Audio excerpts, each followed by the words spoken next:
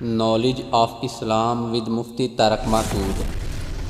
کیا کہتا ہے وَمِنَ النَّاسِ مَن يَعْبُدُ اللَّهَ عَلَى حَرْفٍ، لوگوں میں بہت سے ایسے جو کنارے پر کھڑے ہو کر اللہ کی عبادت کرتے ہیں. فائدہ ہو رہا ہے کرتے رہو، اپنے خلاف جا رہے تو چھاٹ ہو جاؤ. یہودیوں نے کیا کیا تھا؟ یہودیوں میں ایک شادی شدہ مرد اور شادی شدہ عورت نے زنا کیا. ویسے وہ دعویٰ کرتے تھے ہم کس کو مانتے ہیں؟ تورات کو. تو ان کو پتا تھا کہ تورات میں اس کی سزا لکھی ہوئی ہے، دونوں کو پتھروں سے مار کے ہلاک کیا. یہ حکومت کا کام ہے، ہم اور آپ نے نہیں کرنا شروع کر دیں. تو ان کو پتا تھا کہ تورات میں اس کی سزا کیا ہے؟ پتھروں سے مار کے ہلاک کیا جائے. اب یہودیوں کے مولانا ٹائپ کے لوگوں نے بولا کہ اگر ہم اپنی قوم میں پتھر سے مارنے کا حکم دیں گے تو لوگ ہم سے بھڑک جائیں گے. حالانکہ عالم کی ذمہ داری ہے لوگ بھڑکیں یا نہیں بھڑکیں، تمہارا کام کیا ہے بھائی؟ حق بیان کرو جو ہے. تو انہوں نے کہا یہ والا فیصلہ ہم محمد صلی اللہ علیہ وسلم سے کروائیں گے. یہ فیصلہ کس سے کروائیں گے؟ محمد صلی اللہ علیہ وسلم سے. وہ نبی کے پاس ان کا یہ نرم ہے، اسلام میں ذرا نرمی ہے، تو یہ بڑے بڑے لگا کے کیا کر دیں گے؟ چھوڑ دو. قرآن میں آیت نازل ہوئی وَكَيْفَ يُحَكِّمُونَكَ وَعِندَهُمُ التَّوْرَاةُ فِيهَا حُكْمُ اللَّهِ. اے نبی آج آپ سے کیسے فیصلہ کروا رہے ہیں؟ ان کے پاس تورات ہے جس میں اللہ کا حکم لکھا ہوا ہے. یہ آپ سے فیصلہ کروانے میں مخلص نہیں ہے، ان کا مقصد گنجائش نکالنا ہے. آج تک یہودی مذہب کو فالو کرتے رہے، اب رجم کے معاملے میں کس کو فالو کر رہے ہیں؟ اسلام کو. یہاں میں تقلید کا مسئلہ بھی ثابت ہوتا ہے. دیکھو یہودی اس مسئلے میں اپنا باطل مذہب چھوڑ کر کس کی طرف آ رہے تھے؟ اسلام کی طرف. لیکن نیت ٹھیک نہیں تھی، اللہ نے ان پہ رد کیا. آج 3 طلاقیں دے کے فقہ حنفی والا جاتا کس کے پاس ہے؟ اہل حدیث کے پاس. حالانکہ فقہ حنفی بھی اہل اسلام ہے. تو اس کو قرآن کیسے اس کی اجازت دے گا؟ اللہ اس کے رسول کیسے اس کی اجازت دیں گے؟ خواہشات کی بیس پہ اپنا مسلک تبدیل کرنا یہ اللہ کے غضب کو دعوت دینے والی بات ہے. بہت لوگ 3 طلاقیں دی اور کہاں چلے گئے؟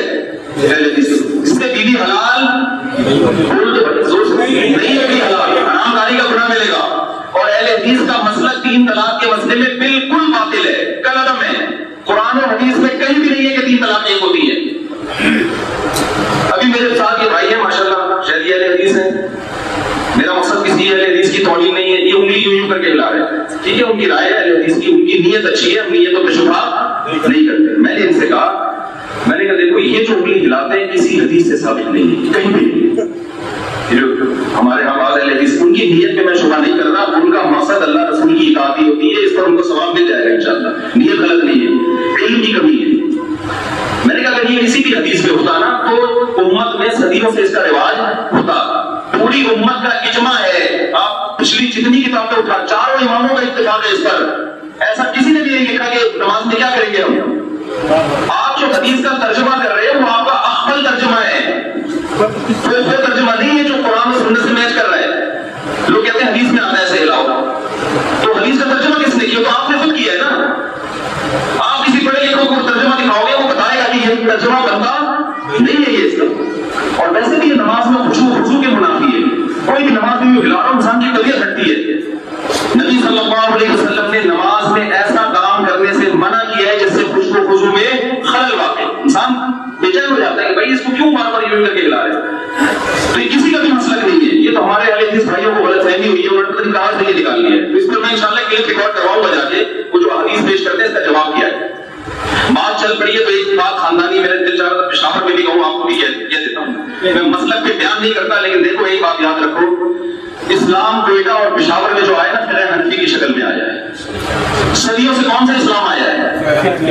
آج اگر آپ نے فقہ حنفی چھوڑ دیا بے لگام ہو جاؤ گے. آپ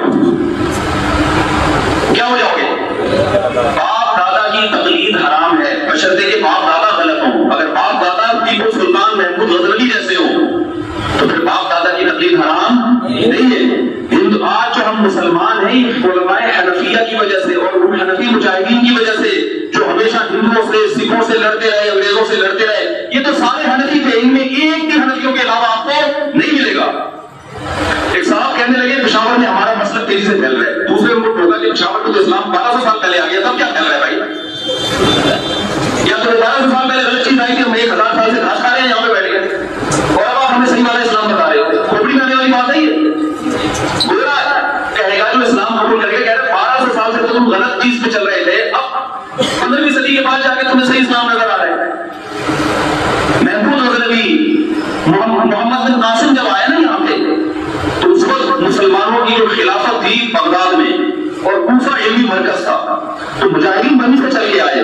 تو جو اسلام اس وقت آیا صدیوں سے اسی اسلام کو ہم فالو کر رہے ہیں.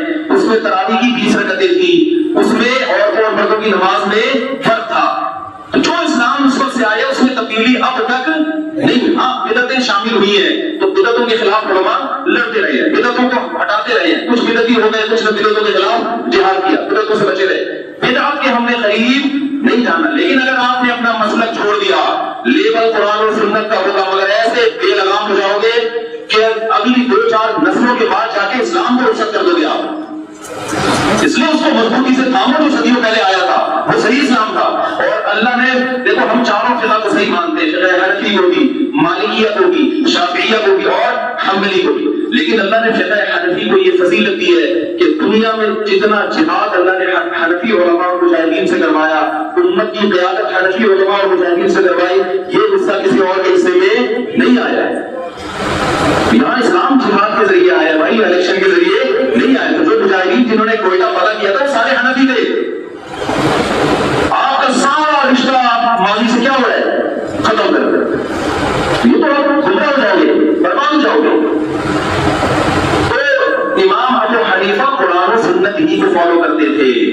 امام ابو حنیفہ شاگرد ہیں ابراہیم نخعی حماد الکوفی کے, یہ بخاری اور مسلم کے مشائخ میں سے امام بخاری کے. اور حماد الکوفی ابراہیم نخعی کو فالو کرتے تھے. ابراہیم نخعی کا نام امام بخاری بڑے احترام سے لیتے ہیں. ابراہیم نخعی علامہ اور اسقط کے شاگرد, اور وہ عبداللہ بن مسعود کے, اور عبداللہ بن مسعود نے کس سے حاصل کیا ہے, نبی صلی اللہ علیہ وسلم. علماء کہتے ہیں کہ چاروں خلفاء کے بعد سب سے بڑا مقام جس صحابی کا ہے ان کا نام عبداللہ ابن مسعود رضی اللہ تعالیٰ عنہ. تو یہ نئی نئی چیزیں تو مارکیٹ میں آتی ہیں. کسی کے طنز نہیں کرتا, کسی کی نیت اچھی ہے, قرآن و سنت کو فالو کرنا ہے, وہ جنت میں جائے گا انشاءاللہ. لیکن آپ اپنے مسلک کو مضبوطی سے تھامو. اس لیے نہیں کہ ہم مسلک پرست ہیں, اس لیے کہ ہمیں اسلام اسی صورت میں ملا ہے اور یہ صدیوں سے ہے اور یہ مضبوط ہے. تبھی تو 50% سے زیادہ لوگ فقہ حنفی کو پوری دنیا میں فالو کرتے رہے ہیں. امریکہ میں ایک مفتی صاحب ہیں, کسی اور مسلک میں تھے, تو حنفی ہو گئے. میں نے ان سے پوچھا کہ آپ حنفی کیوں ہو گئے؟ انہوں نے کہا کہ یار دنیا میں جتنے حنفی مسلک کے لوگ مسائل پوچھتے اتنے دوسرے والے نہیں پوچھتے. تم میں کہ یار بیٹھ کے مکھیاں مارتا رہتا ہے, مسئلہ ہی نہیں پوچھتا. کہہ رہے نتیجہ کیا نکلا؟ میں نے کہا بھائی وہ اس جگہ پہ فالو کرو جو لوگوں کی ضرورت ہے, جو لوگوں کی کیا ہے, نیڈ ہے, ضرورت ہے. اور دوسری بات انہوں نے یہ بھی کہی کہ انہوں نے کہا کہ میں نے حنفی علماء کو, سب کی بات نہیں ہے, میجورٹی حنفی علماء کو جتنا دین پر مضبوط پایا ہے اتنا دوسرے فقہاء میں اتنی تعداد میں نہیں ہے. یہ نہیں کہ دوسرے مسلک میں نہیں ہے, میں ان کی نفی نہیں کر رہا, لیکن جتنے مضبوط میں نے حنفی علماء کو دین میں متسلف پایا ہے, میجورٹی کی بات ہو رہی ہے, اتنا میں نے کسی دوسرے فقہ سے منسلک لوگوں کو نہیں پایا ہے. بھارت میں بڑے بڑے پریزگار علماء ہیں جو فقہ حنبلی کو فالو کرتے ہیں, لیکن کہتے ہیں جو میجورٹی میں جتنا بر صغیر کے خاص طور پر انہوں نے نام لیا. تو یہ درمیان میں ایک بات آ گئی تھی جملہ معتزلہ کے طور پر کہ اگر آپ نے چھوڑ دیا نا تو گئے کہاں سے, بدعتوں میں نہیں. بات آ رہی ہے سمجھ میں, بدعتوں میں نہیں, بدعتوں میں فقہ حنفی میں بدعتیں ہیں ہی نہیں. بدعتیں تو ہم نے خود سے گزری ہے جا کے. تو میں یہ کہہ رہا تھا بھائی جلدی سے بات کو سمیٹتا ہوں, لائٹ بھی چلی گئی ہے. وہ یو پی ایس کتنی دیر چلے گا؟ چلے دوڑے چلے. تو دیکھو ایک انتہا جو مستقبل میں ہوگی نا, وہ لوگوں کی ہوگی جو خدا کو بالکل ممکن ہے, وہ خدا کو اپنی ڈکشنری سے نکال رہے ہیں. دوسرے وہ لوگ ہیں جو اللہ کو مانتے ہیں. تو آپ بتاؤ, دیکھو یہ جو دنیا اس انتہا کی طرف جا رہی ہے کہ خدا کو نکالو, کیوں؟ اس لیے کہ اللہ جب آئے گا نا ہمارے لغت میں تو پھر بہت ساری چیزیں اس کے لوازمات میں سے. ہم اگر کہتے ہیں کہ اللہ نہیں ہے, یہ کائنات خود بخود بنی ہے, تو پھر ہمیں کسی چیز کی ضرورت ہے ہی. پھر نکاح کے ساتھ زندگی گزارو, زنا کرو, نائٹ کلبوں میں ناچو, گاؤ, شراب پیو, چرس پیو, ہیروئن پیو, آپ کی لائف میں جیسے چاہو کیا کرو, انجوائے کرو, ابا کو گھر میں رکھو یا اولڈ ہاؤس میں جمع کرا دو, کوئی مسئلہ. میرے سامنے ایسے بھی واقعات آتے ہیں لبرل لوگوں کے کہ ابا بوڑھا ہو گیا, چھپکے سے اس کو زہر پلا کے مار دیا. ایسے واقعات آ رہے ہیں کہ یار یہ ٹینشن میں زندگی, ہمیں بھی ٹینشن, خود بھی ٹینشن, تو مان کو کیا جا رہا ہے. اور ایسے لوگ بھی ہیں 10 سال سے ابا کوما میں گیا ہوا ہے باپ, اور 10 سال سے اس کی بستر پہ خدمت کر رہے ہیں. تو ایک فیصلہ کرو, ادھر ہو جاؤ یا ادھر. اگر آپ اللہ کو نہیں مانتے تو پھر انگریز کی طرح زندگی گزارو, टेंशन फ्री। कौन सी जिंदगी? अंग्रेजों की सांस होती है, खालू, फूफा, छोटे भाई, मंझले भाई होते हैं, लेकिन उनको होना ना होना क्या है? बोलो बराबर। निकाह के बगैर जिंदगी है उनकी। निकाह हो भी जाता है तो बच्चे पहले पैदा होते हैं, शादी उसका फायदा होता है, बच्चे अब्बा की शादी में तंबू लगा रहे होते हैं। वो कहते हैं यार इसका बड़ा फायदा है, तुम लोग पता नहीं क्यों तुम लोग बाहर से बंदे तुम्हें किराए से उड़ाने पड़ते हैं। वो कहते क्या है इसका जैसे बच्चे पहले हो जाए, शादी फास्ट है ना, स्पीड ज्यादा है उनकी, हम कोई पुरानी स्पीड हमारी, लेकिन बच्चे पैदा करने की स्पीड हमारी।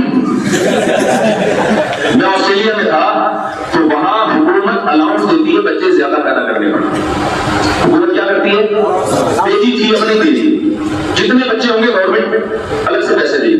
तो हमारे पाकिस्तानियों ने कहा कि अब यहाँ जॉब भी हमने यही करनी है। क्या किया उन्होंने? स्पीड एक्सीलरेटर पे पावर के खड़े हो गए, हर साल हुकूमत ने ये सिस्टम क्या कर दिया। तो मैंने वहां बयान किया, मैंने कहा देखो आपका अलाउंस तो खत्म हो गया है, स्पीड में कमी नहीं आनी चाहिए, स्पीड में कमी नहीं आनी चाहिए, क्योंकि जो मजहब को नहीं मानते वो अब्बा के वोट होम में जमा कराने के कायल हैं, वो कुत्तों को औलाद पर तरजीह देने के कायल हैं, वो औलाद की विरासत के कायल नहीं है, वो निकाह तलाक के कायल नहीं है, वो जैसा चाहे लिबास पहने, दाढ़ी रखे नहीं रखे, अल्लाह की इबादत करे नहीं करे, उनकी सेहतों पे इससे कोई असर नहीं पड़ता। औलाद पैदा हो ठीक है, नहीं हो तो भी ठीक है, हमल माँ के पेट में जाया कर दो तो भी ठीक है, कतल बदल उनके यहाँ जब तक दुनिया में नहीं आया उसको तक कतल नहीं कर सकते हैं। लेकिन जो लोग अल्लाह को मानते हैं तो फिर अल्लाह की एक चीज उनको माननी पड़ेगी। देखो जो हुकूमत का बागी होता है वो एक भी नहीं मानता, जो मानते हैं तो उसको हर चीज में हुकूमत के कानून को फॉलो करना पड़ता है। तो आज एक फैसला करो कि अल्लाह है या नहीं है। अगर नहीं है तो भाई ये सारी टेंशन क्या हो गई? खत्म, टेंशन फ्री जिंदगी, जैसे अंग्रेज की है। अंग्रेजों के मुल्क में आप गूगल पे लिख के भी टेंशन तलाश करोगे आपको नहीं मिलेगी, टेंशन चाहिए आपको नहीं मिलेगी। कह रहे यार टेंशन किस बात? चर्च भी है, हेरोइन भी मिलेगी, शराब भी मिलेगी, नाइट क्लब भी है, जिना भी है, सब कुछ है वहां पे। तो या तो ये जिंदगी है, क्या कौन सी जिंदगी है जिसमें अल्लाह है? तो जब अल्लाह है तो फिर अल्लाह क्या कहता है? या अय्युहन्नासु उबुदू, ऐ लोगों गुलामी करो उस अल्लाह की जिसने तुम्हें पैदा किया। गुलाम की अपनी मर्जी कहीं भी बिल्कुल भी नहीं चलती। गुलाम का मतलब ये है कि बस अपना अपने ऊपर कंट्रोल ही नहीं है। तो अगर ये कायनात मेरे भाई उससे बनी है तो जरूरत नहीं है। लेकिन अगर मैं एक छोटी सी मिसाल देता हूँ, हर जगह देता हूँ मैं मिसाल, मैं ज्यादा लंबी मिसाल नहीं दूंगा। देखो एक यहाँ गिलास रखा हुआ हो और मैं बयान करूं, मेरा हाथ से गिर के वो टूट जाए गिलास, आप पूछेंगे मुफ्ती साहब ये गिलास क्यों तोड़ा? मैं कहूंगा तोड़ा नहीं है बल्कि टूट गया। तो बात सही होगी भाई, इत्तेफाक से हो गया, क्या ख्याल है? तो मुझे इसकी वजह बयान करने की जरूरत नहीं है कि क्यों तोड़ा, टूट गया, मुझे क्यों निकाला? हमें थोड़ी निकाला है, हमने थोड़ी निकाला है। एक मोटे आदमी का इंतकाल हो गया, कोई दर्जा नहीं दे रहा, उसकी बच्चे कहने लगे यार इसको उठाओगे ना, हमने थोड़ी मारा है भाई, वजन ज्यादा था, हमने थोड़ी मारा है। तो अगर गिलास खुद बहुत टूट गया तो मुझे इसकी रीजन बयान करने की जरूरत